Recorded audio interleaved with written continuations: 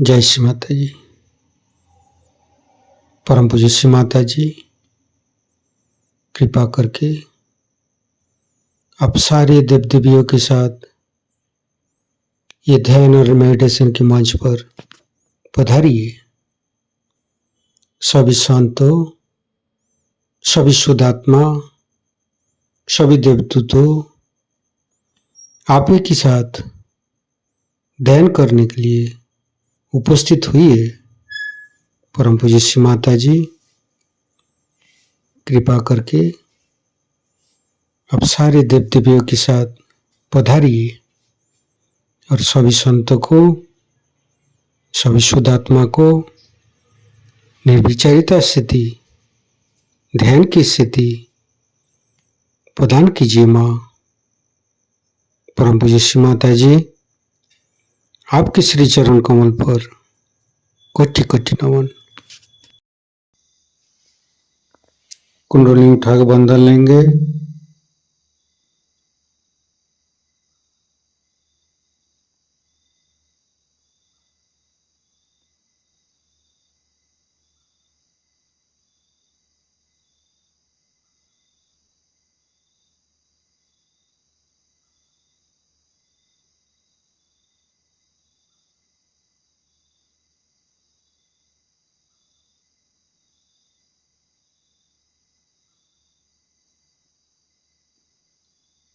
तीनों महामंत्र। ओम तमेव साक्षात् श्री महालक्ष्मी महासरस्वती महाकाली त्रिगुणात्मिका कुंडली साक्षात् श्री आदिशक्ति माता जी श्री निर्मला देवी नमो नमः। ओम तमेव साक्षात् श्री कल्की साक्षात् श्री आदिशक्ति माता जी श्री निर्मला देवी नमो नमः। ओम तमेव साक्षात् श्री कल्की साक्षात् श्री सहस्रार स्वामिनी मोक्ष प्रदायिनी माता जी श्री निर्मला देवी नमो नमः। गणेश मंत्र। ओम तमेव साक्षात् श्री गणेश साक्षात् श्री आदिशक्ति माता जी श्री निर्मला देवी नमो नमः। दोनों हाथ श्री माता जी की तरफ। कुछ भी नहीं सोचेंगे। मन के अंदर समस्त चिंता को परम पूज्य श्री माता जी की श्री चरण पर समर्पित करेंगे। परम पूज्य श्री माता जी, हमारे हृदय को सच कीजिए। सच हृदय कमलासन पर आपके श्री चरण की पूजा होने दीजिए। माँ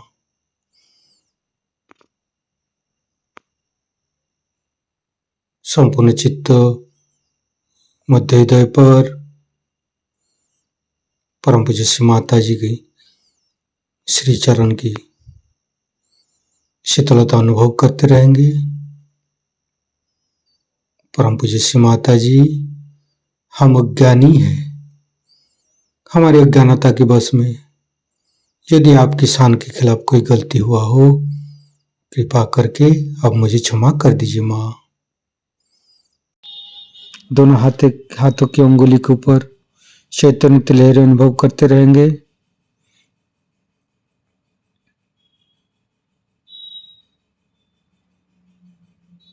फिर धीरे धीरे चित्त को तीनों मूलाधार पर लेकर आएंगे।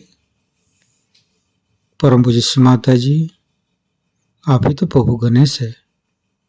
कृपा करके हमारे शरीर की तीनों नाड़ी सातों चक्र के ऊपर स्थान ग्रहण कीजिए और सभी चक्र के दोषों को, सभी चक्र के अंदर रोगों को दूर कीजिए माँ। हे प्रभु गणेश, हम कभी अतीत में चले जाते, कभी भविष्य में चले जाते, कृपा करके हमें वर्तमान में स्थापित कीजिए। संपूर्ण चित्त, बाएं मूलाधार, परम पूज्य श्री माता जी, आप ही तो अबोधिता प्रदान करते हैं, आप ही तो पवित्रता बनाया है। कृपा करके हमारी अबोधिता और पवित्रता को रक्षा कीजिए। निर्मल गणेश का मंत्र लेंगे। ओम तमेव साक्षात श्री निर्मल गणेश साक्षात श्री आदिशक्ति माता जी श्री निर्मला देवे नमो नमः। धीरे धीरे चित्त को राइट मूलाधार पर, परम पूज्य श्री माता जी, आप ही तो राक्षस संतरी है, आप ही तो राक्षस अग्नि है। कृपा करके हमारे अंदर राक्षस प्रवृत्ति को नष्ट कीजिए।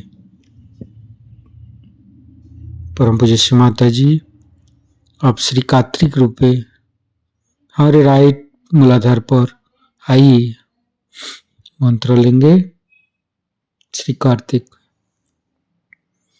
ओम तमेव साक्षात श्री कार्तिकी साक्षात श्री आदिशक्ति माता जी श्री निर्मला देवे नमो नमः। धीरे धीरे चित्त को मध्य मूलाधार,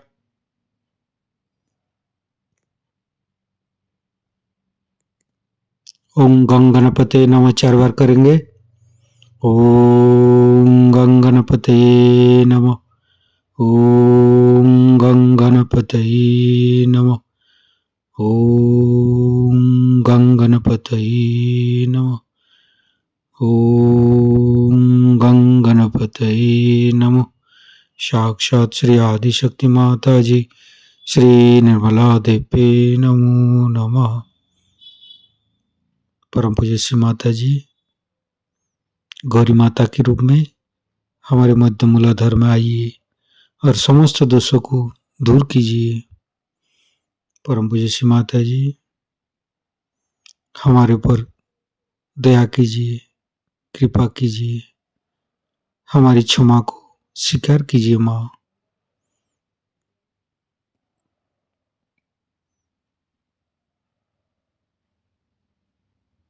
गणेश गौरी माता की मंत्र लेंगे। ओम तमेव साक्षात श्री गणेश गौरी माता साक्षात श्री आदिशक्ति माता जी श्री निर्मला देवे नमो नमः। धीरे धीरे चित्त को तीनों स्वादिष्ठान, तीनों नाभि, तीनों हृदय, तीनों विशुद्धि, लेफ्ट विशुद्धि,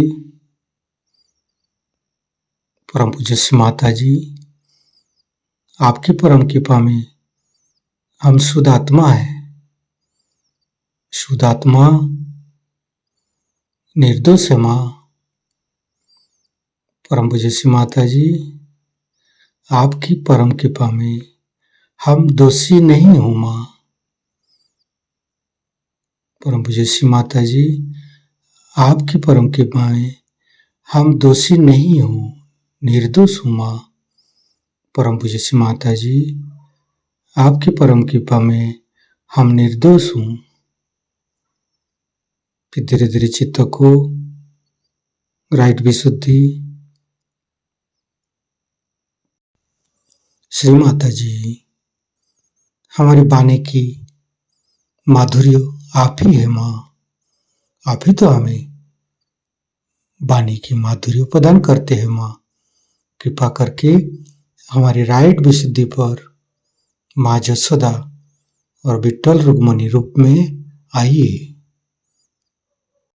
संपूर्ण चित्त राइट विशुद्धि पर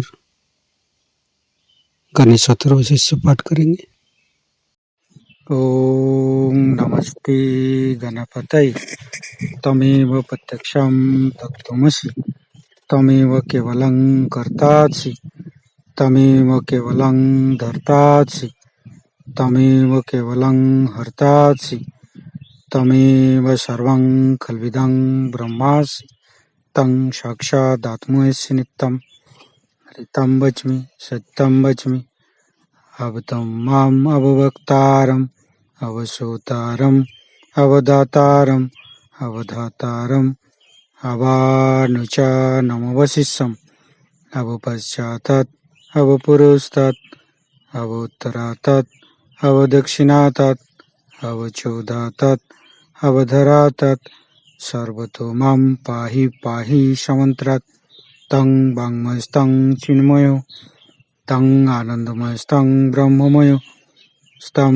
सच्चिदानन्दादित्योऽसि स्तं प्रत्यक्षं ब्रह्मासि स्तं ज्ञानमयो विज्ञानमयोऽसि सर्वं जगदं तत्तो जयते सर्वं जगदं तत्तोत्तिष्ठति सर्वं जगदं त्वयि लयमस्यति सर्वं जगदं त्वयि पत्येति तं भूमिरापो नालो नीलो नमः स्तं चत्वारि वाक्पदानि स्तं गुणत्रयातीतो स्तं देहत्रयातीतो स्तं कालत्रयातीतो स्तं मूलाधारसितोत्सि नित्यं स्तं शक्तित्रयात्मक स्तं योगिनो ध्यायन्ति नित्यं स्तं ब्रह्मा स्तं विष्णु स्तं रुद्र स्तं इंद्र स्तं अग्नि स्तं वायु स्तं सूर्य स्तं चंद्रमा स्तं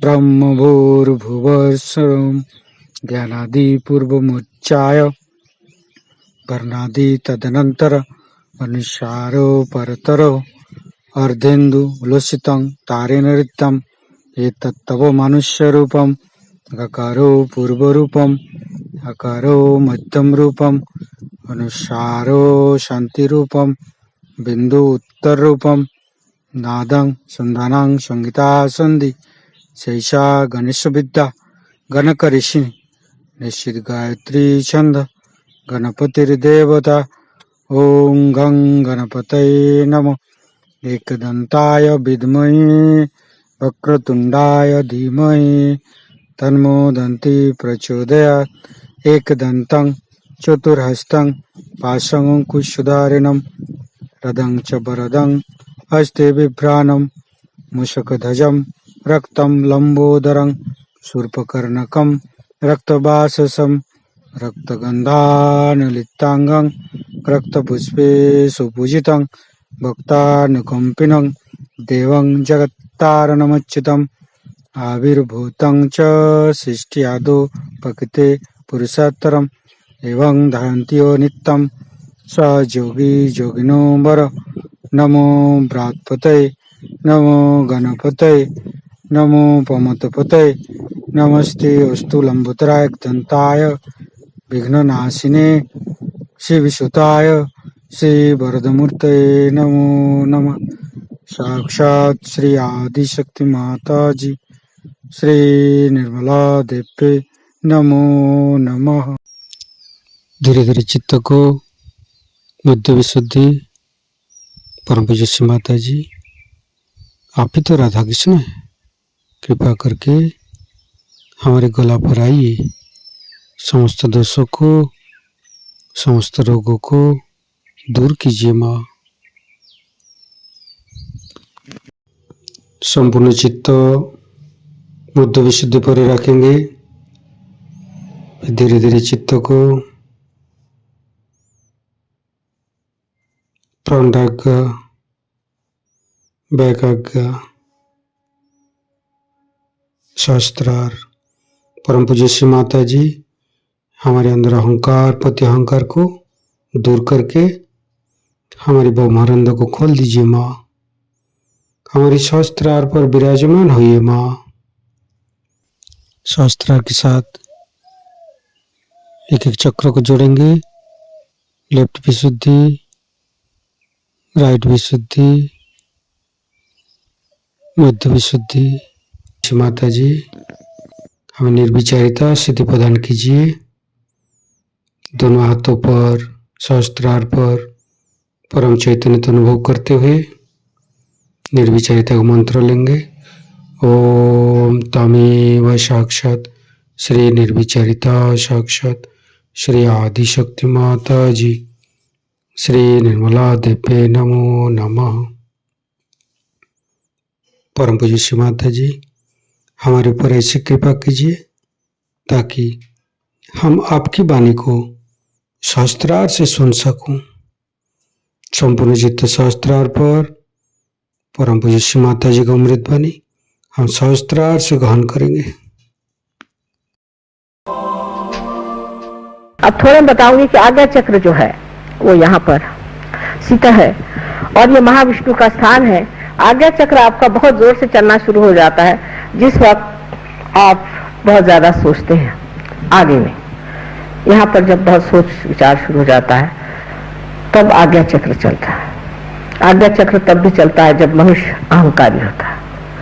जब उसमें अहंकार आ जाता है तो उसका आज्ञा चक्र बहुत चलता है। और ऐसा आदमी जब अहंकार के दमन का प्रयत्न करता है तो वो अपने ही छाया के साथ लड़ते रहता है। अहंकार भी अपनी छाया मात्र मिथ्या है, वो कोई चीज है नहीं। तो अपनी ही छाया के साथ लड़ता है। उससे लड़ते लड़ते जूझते जूझते वो भी थक जाता है। जब वो बहुत थक जाता है तब वो दूसरे मार्ग ढूंढता है। जैसे वो शराब पीने लग जाएगा या किसी और औरतों के घर जाना शुरू कर देगा भागने के लिए, अपने से पलायन करने के लिए। वो देख नहीं पाता अपने अहंकार को। और ये स्थिति बहुत लोगों की हो जाती है कि घबरा जाते हैं अपने अहंकार से कि बाप रे ये कितना अहंकार मुझे खा दे रहा। इस अहंकार के कारण भी एक बड़ी बीमारी अब आने वाली है जो कि मैंने अमेरिका में बताई है। मैंने एड्स के बारे में बताया था। उसके बाद जब नई अल्जाइमर की नई बीमारी शुरू हुई उसके बारे में बताया था। और अब तीसरी बीमारी के लिए बताया आई हूँ कि ऐसे लोग पैरालाइज हो जाएंगे जिनकी आज्ञा चक्र बहुत जबरदस्त चलेगा और जिनका अहंकार बहुत बढ़ जाएगा। वो एकदम पैरालिसिस हो जाएगा। और पैरालिसिस होने के बाद वो इस तरह का पैरालिसिस होगा कि जब वो चेतन बुद्धि से कोई काम करना चाहे, कॉन्शियस माइंड से, तो कर नहीं पाए। ऐसे तो चलते फिरते रहेंगे। जब सोचेंगे कि मैं चल रहा हूं तो एकदम ठप से गिर जाए। और ये बीमारी पहले अब शुरू ही हो गई है। हमने 2-4 पेशेंट्स अभी देखना भी शुरू कर दिया। सो अहंकार से लड़ने से नहीं होता है, अहंकार से जूझने से नहीं होता है। ये गलत फहमी है कि हम अहंकार से लड़ सकते हैं। अहंकार तो हमारी ही बनाई हुई मिथ्या बात है कि हम दुनिया भर की आफत को उठाए चल रहे हैं। मैं कभी कभी एक कहानी बताती हूँ कि कुछ लोग प्लेन से जा रहे थे, देहाती थे। उनसे कहा इतना सामान मत ले जाइए। तो उनका अच्छा ठीक है। वो प्लेन पे बैठे और सामान अपने सर पे रख लिया। कहने लगे हम तो इसका बोझ ढो रहे हैं। अरे जिस प्लेन ने आपको उठाया है वही इसका बोझ उठा रहा है। जिसने आपको बनाया है, जो करता भोगता सब कुछ है, वही सब कुछ कर रहा है। लेकिन कहने से नहीं होता। फिर यह कहूंगी ये कहने से नहीं होता। ये आपकी स्थिति है। जब ये स्थापित हो जाती है तब निर्विचारिता आपके अंदर स्थापित हो जाती है। जब कुंडलिनी का जागरण होता है और जब आज्ञा को लांग जाती है तो निर्विचारिता आप में स्थापित हो जाती है। उसके उल्टे आपके अगर पिछले हिस्से में ये चक्र पकड़ा जाए तो डायबिटीज की वजह से यहाँ पर जब वो पकड़ा जाता है तो आज्ञा चक्र के चारों तरफ फैला हुआ है स्वादिष्टान जब जकड़ा जाता है तो आंख में नुकसान हो जाता है। पर उससे भी ज्यादा अगर आप गलत गुरुओं के पास गए तो आपकी आंख अंधी हो सकती है, आंख में अंधापन आ सकता है, आंख की कमजोरी से आ सकती है, आपके बच्चे अंधे हो सकते हैं। इससे क्योंकि आप अंधेपन में वहां गए थे, अब पक्का अंधापन आपके अंदर आ सकता है। लेफ्ट आज्ञा जिसे हम कहते हैं पिछला आज्ञा है, इसके पकड़ने से अनेक अनेक बीमारियां होती हैं। अब सब समय नहीं इसलिए मैं बताती नहीं, लेकिन इसके साफ होते ही मनुष्य की दृष्टि में एक चमक आ जाती है, इसको एक ग्लिम्ट कहते हैं, एक ज्योत आंख में आ जाती है। और जिसके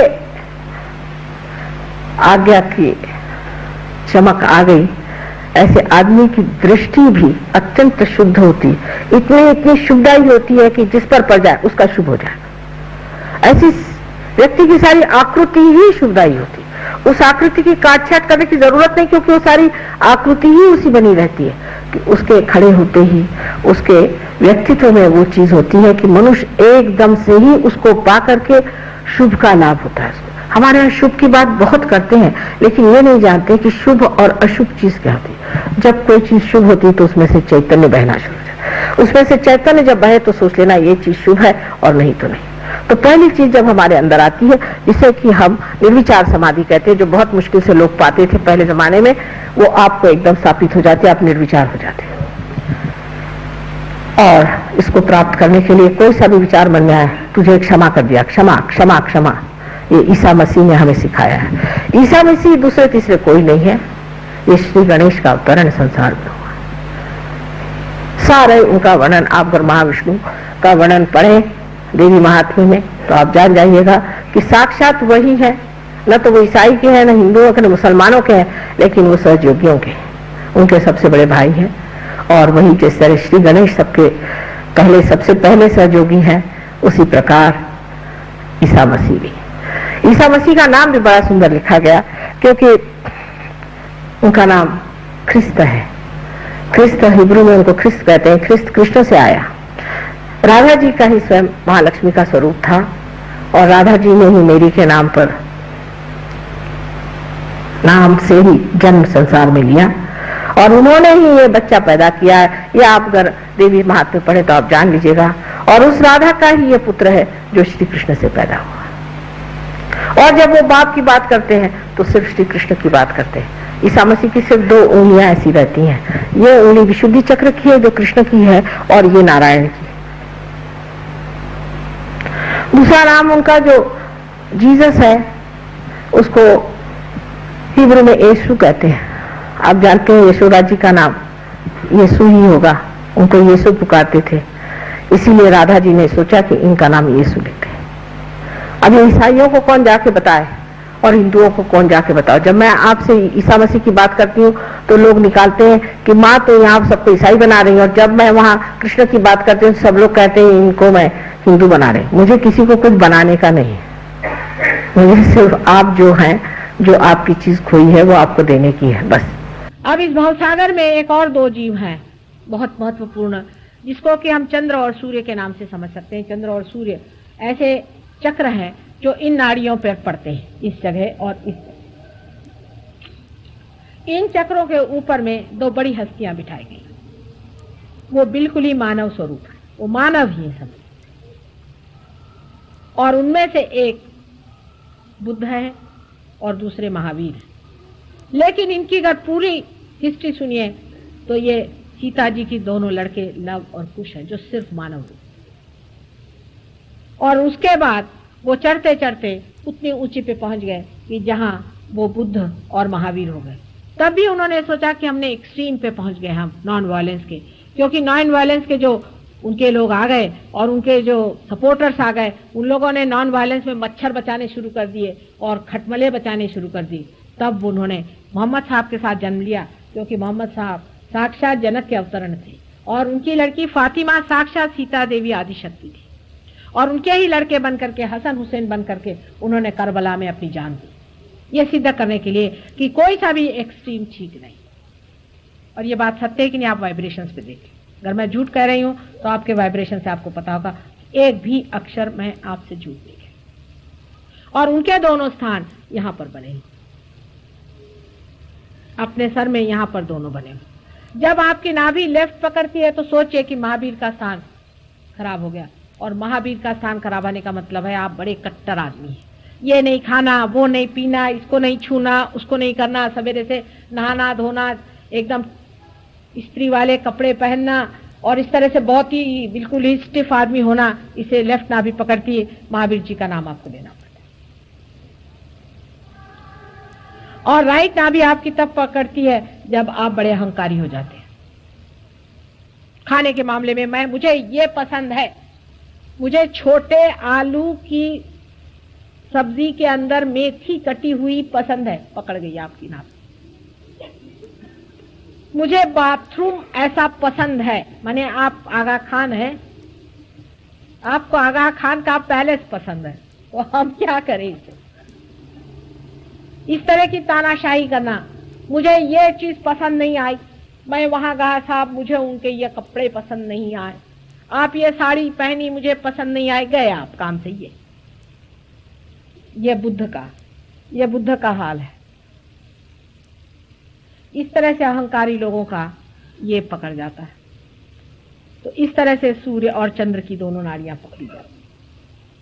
महावीर जी ने इस कदर चंद्र नाड़ी पर काम किया है कि पाताल में वो जा करके, और नर्क में क्या क्या होता है, उसमें किस तरह के 7 नर्क होते हैं, उसमें कैसे कीड़े होते हैं और किस तरह की बदबू चलती है, और उसका सारा वर्णन उन्होंने कर दिया। लेकिन तो भी जैनियों की अकल नहीं, बिल्कुल अकल नहीं आई। और वो अगर आप पढ़े तो कान पकड़े और कहे माँ हमें नर्क नहीं जाने का, और चाहे कुछ भी कर, ये नर्क है तो हमें नहीं चाहिए। फैशन में आप लोग 1000 चीज कर लेते हैं, पर पता रखिए कि नर्क जाना होता है। एक अभी किसी ने बड़ा अच्छा मजाक बताया, वो मैं आपको बता करके अभी अपना लेक्चर खत्म करूंगी, क्योंकि 2 चक्र और करने के, वो कल करेंगे। एक मजाक कभी किसी साहब ने बताया कि एक आदमी बड़े धार्मिक थे, सात्विक थे, बेचारे बड़े शांति से रहे, और जब वो भगवान के पास गए तो उनको स्वर्ग में भगवान ले गए, तो देखा वहां भी बहुत सारे सहयोगी बैठ करके ध्यान धारणा कर रहे। तो उन्होंने कहा कि भाई यहाँ भी वही चक्कर, मैं वहां भी ऐसा ही रहा, यहाँ भी यही चक्कर, हमने तो सुना कि बड़ा मजा होएगा, तो यहाँ तो कोई मजा ही नहीं हो रहा, सब लोग ध्यान ही में मजा ले रहे हैं, मनन में ही मजा ले रहे हैं, तो कुछ ना कुछ तो और भी चीज होनी चाहिए। तो उन्होंने कहा भगवान से कि भाई मैं जरा नर्क जाना चाहता हूँ, मैं जरा नर्क जाके देखना चाहता हूँ कि नर्क भी क्या चीज है, कुछ मुझे भी उसका पता चले कि नर्क क्या चीज है। भगवान ने कहा अच्छा चले जाओ बेटे, इस रास्ते से चले जाना।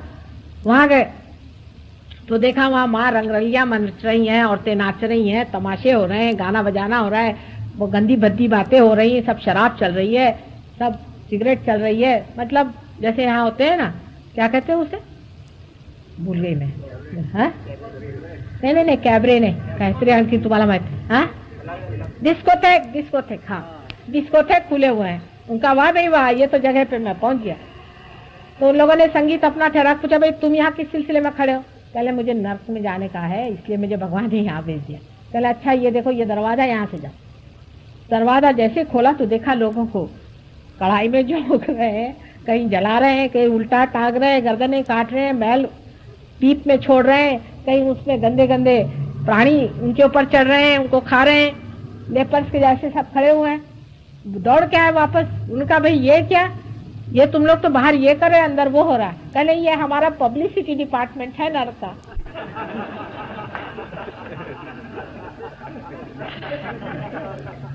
तो इस पब्लिसिटी डिपार्टमेंट में मत आना, मैं बता रही हूँ तुमसे। इसके लिए तुम चाहो तो महावीर को पढ़ लो, अगर मैं झूठ बोल रही हूँ। जब तुम्हारा विश्वास नहीं हो तो उनको पढ़ लो, वो सब बता देंगे 7 नर्क कैसे होते हैं। तो नर्क की गति मत जाना बेटे, बड़ी भयंकर होती। मैं तो सोच सोच के भी किसकी बात ही कैसे करूं, मेरे बच्चे हैं।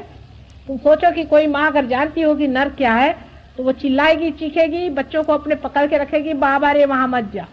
वो भूखे मरेगी चाहे जो करा लो उससे, पर भैया वहां न जाओ, मैं जानती हूँ वो क्या चीज है। और जो जानता है उसी से आप उसकी आर्तता समझ सकते हैं कि मैं इस कदर चीख चीख करके और चिल्ला चिल्ला कर तुमसे जो इतनी विनती कर रही हूँ कि बेटे सही रास्ते चलो, क्योंकि मैंने नर्क देखा है, तुम उसकी पब्लिसिटी डिपार्टमेंट में मत जाओ। ईसा मसीह के बारे में लोग बहुत कम जानते हैं, क्योंकि वो छोटी ही उम्र में बाहर चले गए थे और उसके बाद वापस आकर के उन्होंने जो महान कार्य किए वो सिर्फ 33 वर्ष के उम्र तक जीते थे। उनके जीवन का सबसे बड़ा उद्देश्य था कि आपके अंदर जो आज्ञा चक्र है उसका भेदन करें, और इसलिए उन्होंने अपने को क्रॉस पे टांग लिया और फिर उसके बाद फिर से जीवित हो गए। ये चमत्कार लगता है लेकिन परमेश्वरी कार्य को चमत्कार कोई चीज नहीं। ये उन्होंने दिखाया कि इंसान इस आज्ञा चक्र से बाहर जा सकता है। और आज्ञा चक्र पे इन्होंने 2 मंत्र बताए जिससे हम बीज मंत्र कहते हैं, हम और क्षम। क्षम का मतलब है क्षमा करो। क्षमा करना ये सबसे बड़ा मंत्र है। जो आदमी क्षमा करना चाहता है उसका ईगो जो है या उसका जो अहंकार है वो नष्ट हो जाता है। छोटी छोटी बात में आदमी में अहंकार होता है। जैसे किसी से कह दिया भाई तुम बैठ जाओ जमीन पर, तो उनका अहंकार दुखित हो गया। घर का कुर्सी पे बैठो तो कहेंगे कि ये छोटी कुर्सी हमको क्यों दी। हर एक मामले में मनुष्य को अपने बारे में बड़ी कल्पनाएं होती और वो कोई जरा सा कम, उस कल्पना से कम चीज किसी ने की कि उसका अहंकार एकदम खड़ा हो जाता है। कभी कभी अनजाने में भी ऐसी बात हो सकती है और अनजाने में भी कोई आदमी कुछ ऐसी बात करे तो जो आदमी अहंकारी होता है उसको हर एक चीज लगता है कि उनका अपमान हो रहा है। इस तरह से वो हर समय एक अजीब सी हालत में रहता है कि कोई भी उसके लिए करो काम तो सोचता है कि उसका अपमान हो रहा है, उसको नीचा दिखाया जा रहा है। ये दिमाग में बात बैठी रहती है और फिर आप सीधी भी बात करो चाहे नहीं भी करो, सबका एक ही अर्थ निकलता है।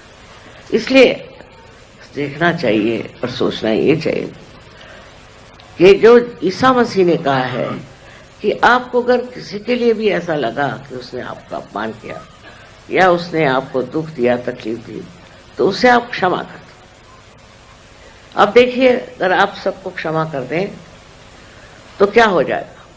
आपको कोई तकलीफ नहीं हो सकती, आप परेशान नहीं होंगे। जब आपने क्षमा ही कर दिया तो उस बारे में आप सोचेंगे भी नहीं और कोई ऐसी घटना हो ही नहीं सकती कि जो आपके विपरीत हो, क्योंकि आप सबको क्षमा करते रहे। और ये शक्ति हमें आज्ञा चक्र से मिलती है। जिसका आज्ञा चक्र अच्छा होता है वो सबको क्षमा कर देता है। और नहीं तो दूसरा मार्ग क्या है? अगर आप क्षमा नहीं करेंगे तो आप अपने ही को तकलीफ देंगे, अपने ही को परेशान करेंगे और जो दूसरा आदमी है वो हो सकता है उसने जानबूझकर आपका अपमान किया तो वो और बलवत्तर हो जाएगा। इसलिए क्षमा करना उन्होंने एक बड़ा भारी संदेश मानव जाति के लिए दिया। और दूसरा, हम जो है ये क्षम से बिल्कुल उल्टा अर्थ रखता है। हम माने ये जान लो तुम क्या हो, ये जान लो कि तुम आत्मा हो, तुम ये शरीर मन बुद्धि अहंकार आदि उपाधियां नहीं, पर तुम आत्मा हो। और इस हम को जान करके आप समझ लोगे कि मैं आत्मा हूं। आत्मा का मतलब ये है कि जितनी भी गलत सलत बातें हमारे दिमाग में घमंड से, गर्व से, मूर्खता से, अज्ञान से आई हुई है, ये सब बेकार है, इनका कोई अर्थ नहीं लगता। तुम साक्षात जब स्वच्छ आत्मा हो सो इस आत्मा में ये सब चीजें आती नहीं और तुम अत्यंत पवित्र हो। सो 2 चीजें उन्होंने बताई। एक तो ये कि आप सबको क्षमा कर दो। कोई अज्ञान में, कोई ज्ञान से कुछ भी कुछ करे, क्षमा कर दो, जिससे आपको तकलीफ नहीं होगी। क्योंकि क्षमा करिए या न करिए, आप करते क्या? कुछ भी नहीं। पर जब आप क्षमा नहीं करते हैं तब आप अपने को सताते हैं और तंग करते हैं। और जिस आदमी ने आपको दुख दिया, तकलीफ दी, हो तो मजे में बैठा है। तो इस तरह से आप देखें कि कोई ऐसी बात हो और उसे आप क्षमा करने की आदत डाल दें। दूसरी बात जो कही है उन्होंने कि तुम आत्मा हो, इस आत्मा को जानो। आत्मा को तो कोई छू नहीं सकता, नष्ट नहीं कर सकता, उसको सता नहीं सकता। अगर आप वो आत्मा स्वरूप है तो उसमें रममाण होना चाहिए। लेकिन इस आत्मा तत्व को प्राप्त करने के लिए आप जानते हैं कि कुंडलिनी का जागरण होना जरूरी है, और कुंडलिनी के जागरण के बाद उसमें स्थित होना पड़ता है, उसमें बैठना पड़ता है। जब तक आप उसमें स्थित नहीं होंगे तब तक आप छोटी छोटी बातों में उलझे रहेंगे। तो अपने में समाना आना चाहिए, अपने ही अंदर समाना चाहिए। अपने अंदर जब आप समाने लग जाएंगे तो आपके अंदर एक नितांत शांति प्राप्त हो और आप विचलित नहीं होंगे। इस शांति के दायरे में जब आप रहेंगे तो आपको आश्चर्य होगा कि आप जो छोटी छोटी चीजों के लिए हर समय परेशान रहते थे वो नहीं रहे। आत्मा के आनंद में आप डूबे रहेंगे। इस आत्मा को प्राप्त करने के लिए मैंने कहा कि कुंडलिनी का जागरण अत्यावश्यक है, उसके बगैर हो नहीं सकता। पर होने पर भी, जागरण होने पर भी लोग भटकते रहते, तो भी वो गहन नहीं आते। तो केंद्र बिंदु अगर आपका आ गया है और उसके और लक्ष्य करके अगर आप देखें तो आप समझ जाएंगे कि ये आज्ञा चक्र आपको घुमा रहा है। इस आज्ञा चक्र की वजह से आप चक्करों में पड़े हुए, विचारों के चक्करों में पड़े हुए, नाना तरह की उपाधियां इससे लग रही। पर जब इस आज्ञा चक्र को आप लांघ जाएंगे, इससे परे आप चले जाएंगे, तब आप में ये जो व्यथा है ये खत्म हो जाएगी। इसलिए आज्ञा चक्र का महात्म्य माना जाता है। यहां तक कि बाइबल में लिखा हुआ है कि जो आदमी माथे पे टीका लगाकर आएगा वो बचेगा। लिखा है साहब, वो सहयोगी होंगे। और कौन होगा?